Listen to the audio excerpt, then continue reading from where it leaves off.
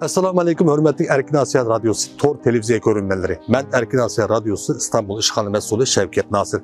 Bugünkü haber programımızı İstanbul'da Osmaniye İmperiyası mezgilde kurulgan ve nami Sahatlar Çarşısı deb atılıp gelgen Uygur alimi ve mütefekkir Mahmud Kaşgari'nin Türkü Tillar Divanı eserinin asl nüsküsü tepilgan muşu Kovna yani kadimki kitaplar bazarga kelip sunuşunu planladık. 2024 yılda 12 yanı 29 günü dünyanın her kaysi devletleri ve Türkiye'nin ve her kaysi şehirlerden İstanbul'a yetip gelgen yazgıcı, şair, okugucu, teşkilat mesulları ve cemaat erbaplarına okşaş Uygur sarhilleri peşkadem ve mihnetkar neşriyatçı Abdücelil Turan Efendim'nin chet ellerdeki Uygur neşriyat sahasını körsetken hizmetlerine bir rahmet etiş yüzüsüden alaydı ton kiygizip mukapatıldı. Tövende haberimizin tepsilatıga dikkatinizi bergeysizler.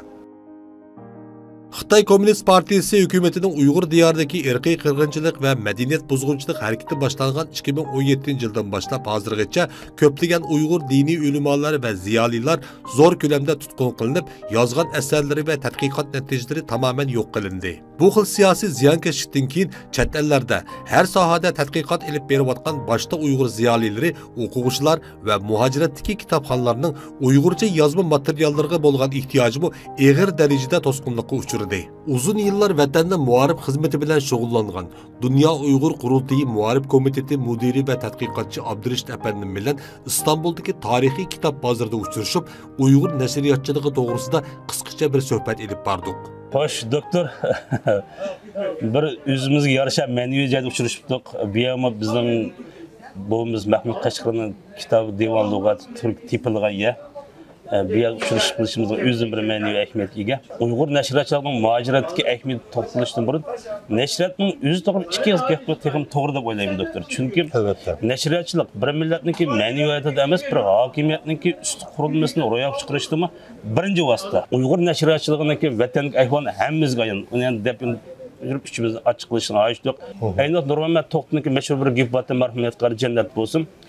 Uyg'urlar kitap o'qimaydimi, Uyg'urlar kitap seta olmagan darajaga kelib qoldi degan bir mashhur gapni qilgan. Demak, bizningki bu muhojiratda kitobni o'qishimizga birinchidan kitobning tanarif to'yan bo'lishi kerak, uning uchun o'zimiz nashriyat bo'lishi kerak, o'zimizning tahriyat bo'lishi kerak, o'zimizning korrektorlar qo'shilimiz bo'lishi kerak.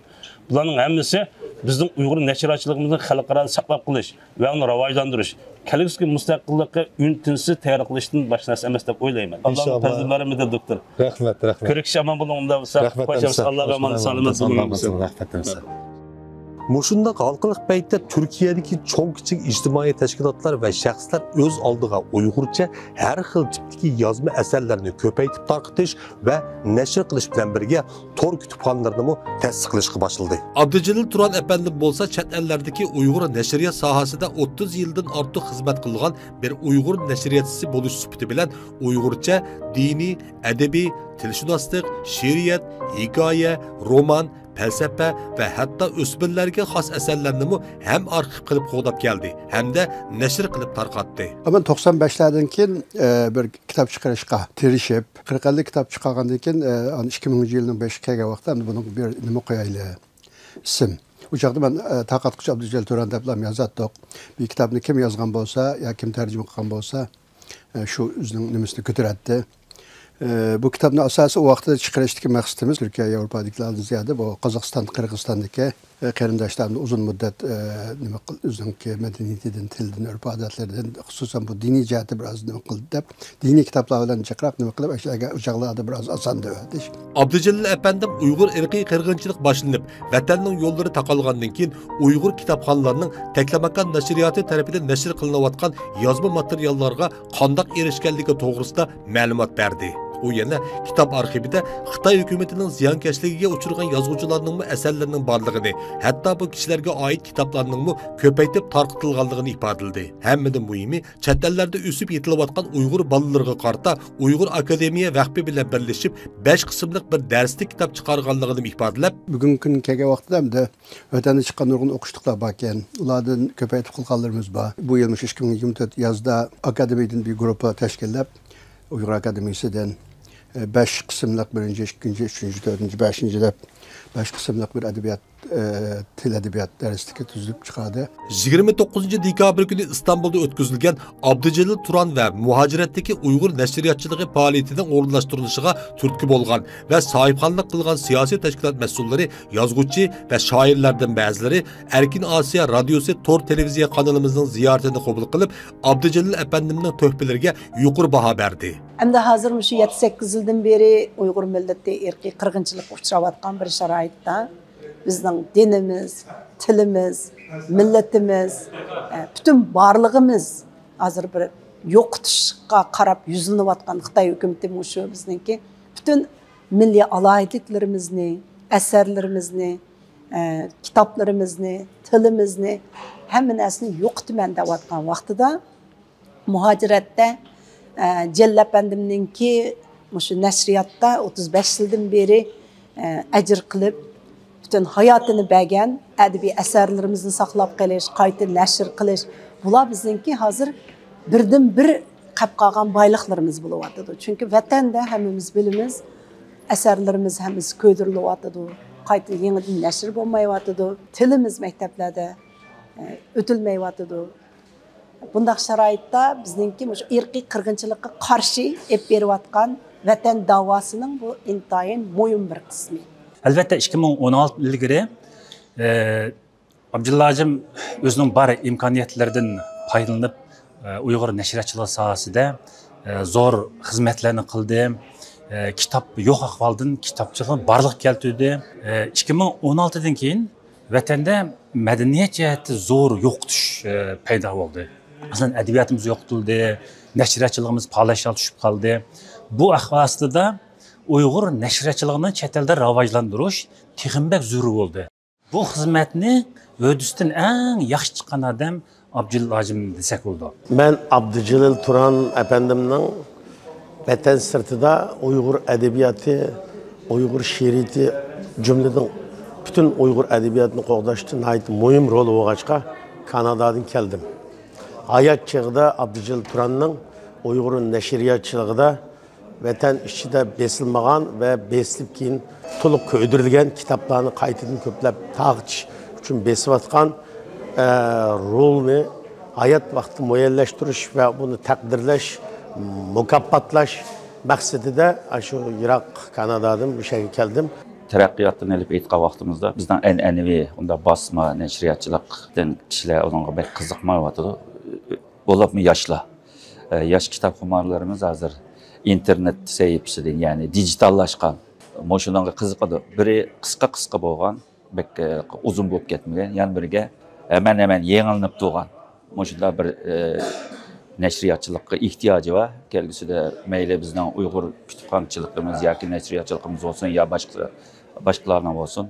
Aldığımızdaki zamanlarda hem de bu çokum dijital işi, internette istegan yerde, dünyanın istegan yerde oluş alaydigan aşında buluş gerek. Abdülcelil Turan efendim Uygur tarihini, medeniyetini, dinini, milletini tədqiqat elib berişdə izchillikni göstərib gəldi.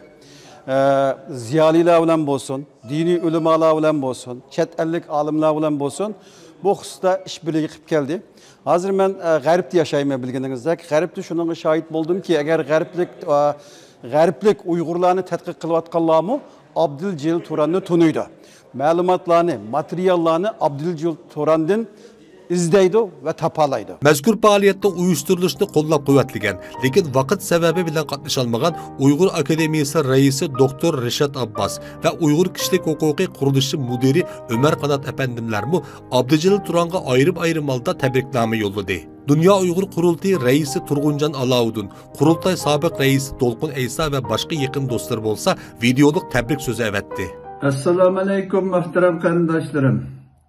Oldi bilan men Dünya Uyghur Qurultayı vakalatan o'zining muhojiratdagi bütün hayotini aziz vatanimiz Sharqiy Turkistonning mustaqillik ko'rishiga atagan, bo'libmi chet eldagi mustaqil Uyg'ur nashriyatchiligining asosini qurib chiqqan, qurultayimizning barliqqa kelib, uzluksiz kuchayishiga zo'r tuhfa qo'shgan, diniy zotlarimiz bilan ziyolilarimiz o'rtasidagi o'zaro do'stlik va hamkorlikning kuchayishida muhim rol o'ynab kelgan uzun yıllık samimi dostum ve sevdişim hürmetlik Abdülcelil Turan Efendim'nin muhaciretteki Uygur akbaratçılığı ve neşriyatçılığına koşkan tarihi töhfelerini takdirleş için ötküzülgen bugünkü bu ehemmiyetlik faaliyetke katnaşkan bütün qarindaşlarımga çoğunqur hürmetimni bildirmen. Abdülcelil Turan Efendi'nin bir qancha alaylıklarını ben bir yerde bir dost süptide, septa süptide dep ötüşünü uygun göremem.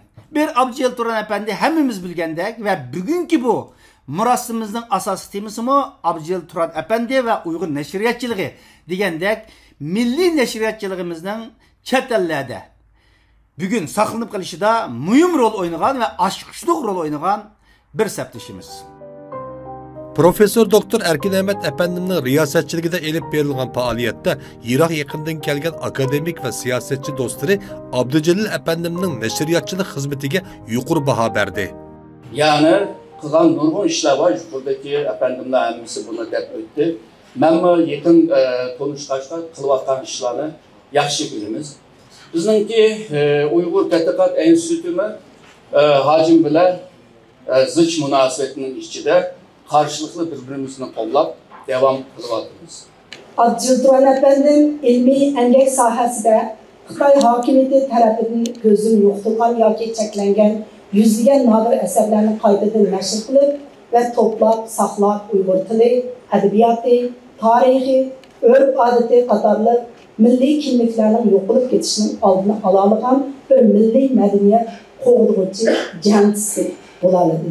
Yana birisi bu adam neşriyatçılık bilan shug'ullanganligi uchun dunyoning har qaysi joylaridagi shu kitob bilan munosabatli kitob o'qiydigan va shunga oid bir araydigan bütün insonlar Abdülcelil Turan bilan tanishligi bor.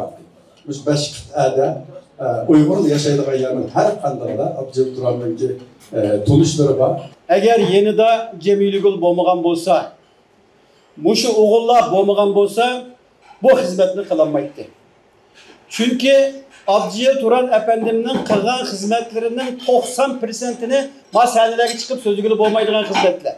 Faaliyetin devamında Abdülcelil Efendim'nin Türkiye, Saudi Arabistan, Avustralya, Norvegiya ve Kırgızistan'a okşaş Irak yakın devletlerden gelgen dostları kısaca söz edip unutulmaz güzel eslemelerini kelgen mihmanlar bile ortaklaştı. Mukopatlash faoliyatining oxirida dunyoning har qaysi joylaridan Istanbulga yetib kelgan Uyg'ur ziyolilar, siyosiyonlar ve jamoat arboblaridan tashkil topgan yaqin sabdoshlari Abdülcelil Efendimga to'n kiygizib ve har xil xotira buyumlarini taqdim qilib rahmatini bildirdi. Hurmatli ko'rinmanlar, Abdülcelil Turan ve muhaciratdagi Uyg'ur nashriyatchiligi to'g'risida ishlangan maxsus xabarimiz mushu bilan oyoqlashdi.